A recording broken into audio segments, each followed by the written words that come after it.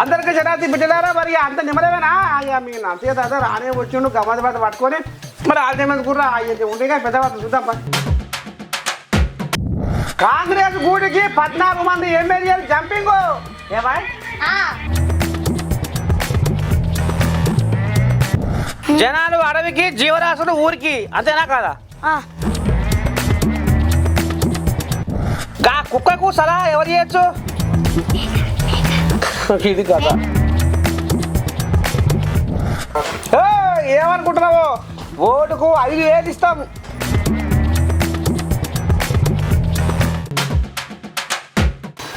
అమ్మ ఎంత పని చేస్తున్నావో బాడకావులారా మమ్మల్ని అడవిలో ఉండనియరు ఇక్కడ ఊళ్ళో ఉండనియరు ఎక్కడ పాడైపోవాలా మేము ఏడమై సావాలా మేము అని అమ్మ ఒక్క తిరగలే కథ బజార పొంచి రచ్చ నడుస్తుంది ఏదో ఎక్కడ చూద్దాం పారి ఇలా పంచాలి మాకు నిలువ నీడ లేకుండా అడవిలో చెట్లని కొట్టి అగ్గి పెడుతుంది ఎండకు వానకు తలదాసుకోకుండా గుట్టలని మింగి పాడు చేస్తుంది కొసకు మామూల మైనింగ్ మాఫియాతోటి మా ఇండ్లపై దాడి చేసి సింపేసిన ఎంగిలిస్తరాలు చేస్తుంది మా బతుకులని అడవిలో ఉండే జీవరాశులు కోపానికి వచ్చి ఇగో ఊర్ల మీద పడి నరుణ్ణి ప్రశ్నిస్తుంటే ఇక ముఖం ఎక్కడ పెట్టుకోవాలో అర్థం కాక మమ్మల్ని పోలీసులతోటి బెదిరించి మా కడుపు చంపుతారా మీరు చేసిన వచ్చిదాని ఉద్ధారకానికి ఇండ్లన్నా జ్వరబడి కడుపు నింపుకుందాం అనుకుంటే మా పండనే పడుతున్నారా మేము బతుకొద్దారా భూమి మీద అని అనుకొస్తుందిలా గీ ఎరుగు బంటి చూడుది ఏ రకంగా ఊరండకు చేరి చెట్ల మీద ఎట్లా ఎగురుతుందో తిరుక్కుంటా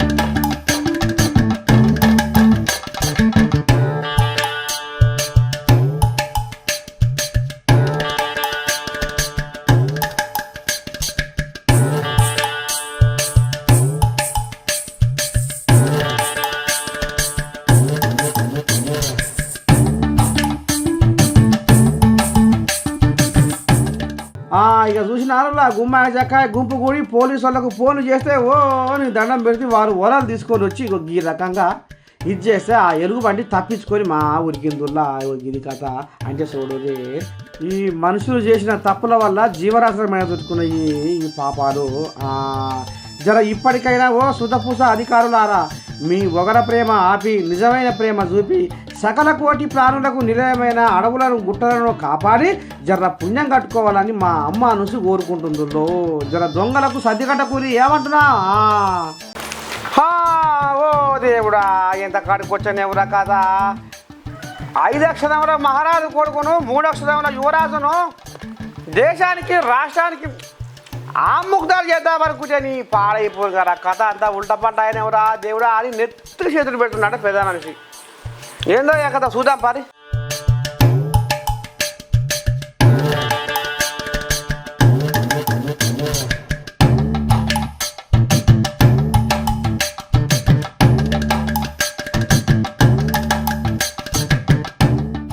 అయ్యో భగవంతా నేను 7 సముద్రాలు తిరిగిన రెక్కలు ముడువను పక్షిని అనుకుంటే నా శక్తి దినదినానికి దీపంలో నూనె లెక్క మాయమైపోతుందిరా అని తనలాడుతున్నాడనులా కేసీరావు ఇంకో 3 నెలల్లో చక్రం తిప్పి నా కొడుకు రాములను ముఖ్యమంత్రిని చేస్తా అని గంపెడు ఆశ మీద ఉన్న కేసీరావుకు ఊరిని పాడిగాను ఒంటికాలు మనిషి వానలో తిరుగుతాడు అన్నట్టు ఇక ఇటు తొంటి ఇదో బాధ అటు వలసపోతున్న ఎమ్మెల్యేలను ఆగబట్టలేక అదో బాధ మీదంగా రేమంతమయ్య ఇజ్జతి ఇలువ లేకుండా అచ్చకంగా బూతు పురాణం జంపిడిచి పెడుతుండే ఇక ఎక్కడ అని తట్టుకుంటాడు పాపం కేసీరావు ఇక ఇంతగానం పుట్టెడు దుఃఖంలో ఉన్న కేసీరావుకు ఇంకో బల్యం పోడు కూడా తగలుందాడనురా ఒక్కరు కాదు 2 కాదు ఏకంగా 14 మంది ఎమ్మెల్యేలు కాంగ్రెస్ గూటికి పైన కట్టబోతున్నాడనులా పాపము అబ్బలకొండ మునిపే ఒంటి ఊపిరి బక్కపలసని మనిషి ఎంత ఉక్కుకుండి అయినా తట్టుకుంటాడు అయ్యో ఈ రకంగా కార్యకర్తలు బలబల అని పోస్తున్నారట పాపం కేసీరావు బాధ చూడలేక ఇక ఈ కథ ఇట్ట ఉంటే ఇక ఇంకో దిక్కేమో మన సూతపూస లీడర్లేమో దేశానికి చంద్రయాన్ సైన్స్ కంటే కేసీఆర్ విజన్ అవసరం ఉందని దొంగ బయటకు ముద్దు కలిగించినట్టు మాట్లాడుతున్నారని బీఆర్ఎస్ కార్యకర్తలు అగ్గి మీద గుగ్గిన పోయి గగ్గోలు పెడుతున్నాడు. అయ్యో కేసీరావు పాపం ఆఖరికి వస్తారు కల్లా గడ్డివాములో సూది కొట్టుకొని దేవుడు ఆడుకున్నట్టు అయిందిగా కేసీరావు పరిస్థితి. రామరామ అని ముక్కున ఏలేసుకుంటున్నారట ఈ ముచ్చట ఎరుకైన జనాలు.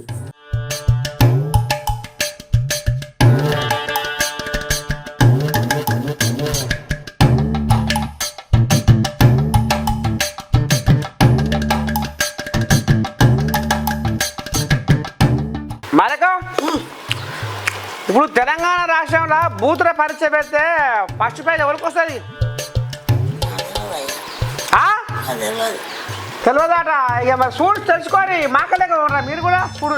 అరే చెరుకు తోటలో ఏనుగు పడ్డట్టు బాలకృష్ణమను లొడలొడలొడలొల్లి సరదాకుండా గడబిడ మాట్లాడి రేవంత్ రెడ్డి మీదకి గదేందో లేబెట్టేసరికి ఓ అమ్మని దండం పెట్టి మంచిర్యాల జిల్లానే కాదు యావత్ తెలంగాణ కాంగ్రెస్ కోళ్ళాగలు ఓ కాలు దూకుంటా ఫోన్ రిల్లుతున్నాయి.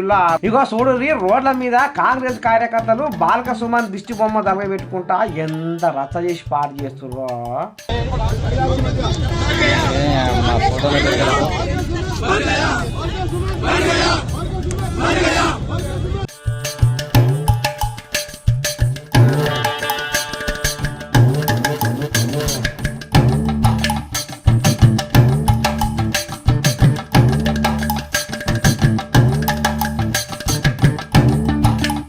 ఓ అన్న ఏం సంగతి చెప్పే. బీఆర్ఎస్ పార్టీ జిల్లా అధ్యక్షుడు బాల్క సుమన్ బల్బెక్కిన మాటలు మాట్లాడుతూ మా గౌరవ ముఖ్యమంత్రి రేవంత్ రెడ్డి పైన అనుచిత వ్యాఖ్యలు చేయడం జరిగింది. రేవంత్ రెడ్డి తెలంగాణ రాష్ట్ర ముఖ్యమంత్రి, అతన్ని పట్టుకొని ఇష్టారాష్ట్రంగా నానా మాటలు పడుతూ చెప్పుతోటి కొడతాని చెప్పు తీయడం జరిగింది. బాల్క సుమన్ ఖబర్దార్, నీకు సిగ్గు మానం ఉందా? నువ్వు కేసీఆర్ నీకు నేర్పిన నీతి అదేనా? నీకు కుసంస్కారం నీకు సంస్కారం నేర్పిన నీతి అదేనా అని అడుగుతున్నాం. నువ్వు ఒక్కసారి నీకు సిగ్గు మానం ఉంటే నువ్వు మాట్లాడేటప్పుడు నీ చెప్పు దెబ్బలు నీ పక్కకున్న మాజీ శాసనసభలను కొట్టాలి. వాళ్ళు నవ్వుతారు చెప్పు తిస్తే, ఎందుకంటే నీ నాయకత్వంలో ఓడిపోయినరు, వాళ్ళని కొట్టాలి. ఇగో ఈ ఎమ్మెల్యే వివేకాన్న కూడా ఏమో చెప్పుకొస్తుండ్రు. ఓ అన్న మరి ఈ బూతులు ఏడికేడి మొదలైన ముందుగా గది కూడా ఇప్పి చెప్పే. ఈ మాటలు మాట్లాడే కల్చర్ సుమన్ నిన్న చేసినాడు, అది కేసీఆర్ సూత్రం. అసలు నిన్న చెప్పు చూపించిందంటే అసలు కేసీఆర్కి చూపిస్తుంటా సుమన్ అని కేసీఆర్ మాట్లాడేవాడు. ఈ బాల్క సుమన్ చెప్పు చూపించింది కేసీఆర్కే. పాప మాటల్లో రేవంత్ రెడ్డి తీసినాడు. కానీ నాకు అనిపిస్తుంది బాల్క సుమన్ ఈ చెప్పు కేసీఆర్కి చూపించినట్టు కనబడుతుంది. వారే ఆలోచించుకోవాలి. ఇన్నారులో తెలంగాణ జనాలకు కేసీరావు బూతులు నేర్పుట్లా ఫస్ట్ ఉండడని, అందుకే ఆయన అడుగుజాడల్లో మేము కూడా ఉంటాం అన్నట్టుగా చేస్తున్నారు బీఆర్ఎస్ లీడర్లు అని చెప్పుకొస్తుండ్రు. కథ మతలవి ఎంత ముద్దుగుంది. అబ్బా ఇక రాబోయే తరాలు బ్రహ్మాండంగా నేర్చుకుంటాయి పో వీళ్ళని చూసి. ఎక్కువ తగ్గ మాట్లాడితే షీరేస్తాం ఏడు కాడికి పక్కన వర్గ తీరుతాం. ఏమనుకుంటారో మా గురించి? చెట్టు లేని చేను ఉండదు, అది ఉంటే అదికొస్తుంది నాకు. చుట్టం లేని ఊరు ఉండదు. గాయ ఉంటాయో ఉండేవో కానీ మా జగనన్న తలుచుకొని మనిషి ఉంటాడు. ఏమనుకుంటారు మీరు మా జగనన్న గురించే? అది అనుకుంటుండ్రు మోతేవాడి చూద్దాం భారీ ఏం కథ. ఒక ఛాన్సు అని గద్దెనెక్కిన సీఎం జగనన్న ఇక గుంతల రోడ్లతోటి జనాలు బొక్కబోర్ల పడ్డ పట్టించుకున్న పాపాల పోతలేడని తెలుగు తమ్ముళ్ళు తెగేసి చెప్తుంటే మంది పానాలకు గండమైన జగను తోక కత్తిరియాలని జనాలు అనుకుంటుంటే ఇగో ఈ సుధపూస వైసీపీ లీడరు ఏమంటుండో ఈయనది. ఓ అన్న జగన్ పలుకుబడి తగ్గిపోయి ఓడిపోతాడని అనుకొస్తున్నారు కొంతమంది మేధావులు. మరి గెలిచే దమ్ము మీ దగ్గర ఉందంటవా? ఎట్లాంటి సంగతి? ఓటుకి 5,000 అయినా ఇచ్చేదానికి మా దగ్గర డబ్బు ఉన్నది. మేము ఇచ్చాము, కొంటాము, ఓట్లు కొంటాము. రేపు రాబోయే రోజుల్లో మళ్ళీ 175 నియోజకవర్గాల్లో మేము గెలుచున్నాము. ఏం చేస్తారు మీతో? ఏమి కాదు. ఏ పార్టీ ఓడికైనా సరే ఓపెన్ ఛాలెంజ్ చేస్తున్నారని నువ్వు ఎక్కువ మాట్లాడకాకో. ఓటుకి 5,000 అయినా ఇచ్చేదానికి మా దగ్గర డబ్బు ఉన్నది. మేము ఇచ్చాము, కొంటాము, ఓట్లు కొంటాము. రేపు రాబోయే రోజుల్లో మళ్ళీ 175 నియోజకవర్గాల్లో మేము గెలుచున్నాము. ఏం చేస్తారు మీతో? ఏమి కాదు. ఏ పార్టీ ఓడికైనా సరే ఓపెన్ ఛాలెంజ్ చేస్తున్నారని నువ్వు ఎక్కువ మాట్లాడకాకో. బాబు నీ దండం పెడితే వరకు నేనేమన్నానే జనాలు అనుకుంటున్న ముచ్చట నీ చెవులు వేసిన గజ్జేనే అన్నా నీతోటి నాకేం పంచాదే నా పాలోనివా నా పాంగోనివా కానీ ఇంకా చెప్పే అన్న ఓపెన్ ఛాలెంజ్ చేస్తున్నా ఈనో ఏ పార్టీ ఓడికైనా 5,000 రూపాయలు ఒక్క ఓటుకి ఇచ్చే దమ్ముడాగా జనసేన ఓడిచ్చాడా తెలుగుదేశం ఓడిచ్చాడా ఒక మా పులివెందల పులి తప్ప ఎవరున్నా ఇచ్చే దమ్ముడాదట్రా అది జగనన్న 10 లక్షల కోట్ల చిల్లర అప్పు చేసి రాష్ట్రాన్ని దివారా తీపించిందని అంటారు గానే బాగానే మోపు చేసిండట మరి రాష్ట్రమే దివారా తీసిందా లేకపోతే జగనన్న సంసారం కూడా దివారా తీసిందా అంటే లేదు ఎందుక జగనన్న మస్తు పైసలు ముళ్ళగట్టిందని అనుకోస్తున్నారు కొంతమంది సంపాదించిన అదే బాగానే జర అది కూడా ఇప్పి చెప్పరు అదే అన్న మేము ఎట్ట సంపాదించినామా ఇన్ని వదిలేయి పీకలు కోసినావా ఎర్రచందనం తోలినావా ఇసుక తోలినావా గంజాయి తోలినావా డ్రగ్స్ అమ్మినావా నీకు వద్దా ఇన్ని ఎకస్ట్రాలు మాట్లాడకాకు మేము ఎట్ట సంపాదించినామా ఇన్ని వదిలేయి పీకలు కోసినావా ఎర్రచందనం తోలినావా ఇసుక తోలినావా గంజాయి తోలినావా డ్రగ్స్ అమ్మినావా నీకు వద్దా ఇన్ని ఎకస్ట్రాలు మాట్లాడకాకు అబ్బరకొండు ఇదా దండం పెడితే ఈ రకంగా సంపాదించినారు అసలు కథ ఇది అన్నట్టు అందుకే అధికార మదం వచ్చి జగను అహంకారంగా మాట్లాడుతుండు అనుకుంటున్నారు పబ్లిక్ బాగానే ఉంది ఇంకా చెప్పే అన్న ఏమంటావే ఇంకా పండి అధికార మదం అనుకొని అధికార అహంకారం అనుకొని ఏమని అనుకొని ఏడుండేది ఎవరా పులివెందల పులులు జగనన్న ఎవరా పులివెందల పులి ఎక్కడైనా సరే అంతమే అదే మీకు కళ్ళు నెత్తికెక్కి అధికారంతో మాట్లాడుతున్నారట కానీ ఇది నేనంటున్నది కాదే పచ్చ జెండా వాళ్ళు ఏపీ జెండా అనుకొస్తారు అన్నా అయ్యా మరి ఇంకేముందే కొసాకరకు చెప్పే దేవుడు అధికారి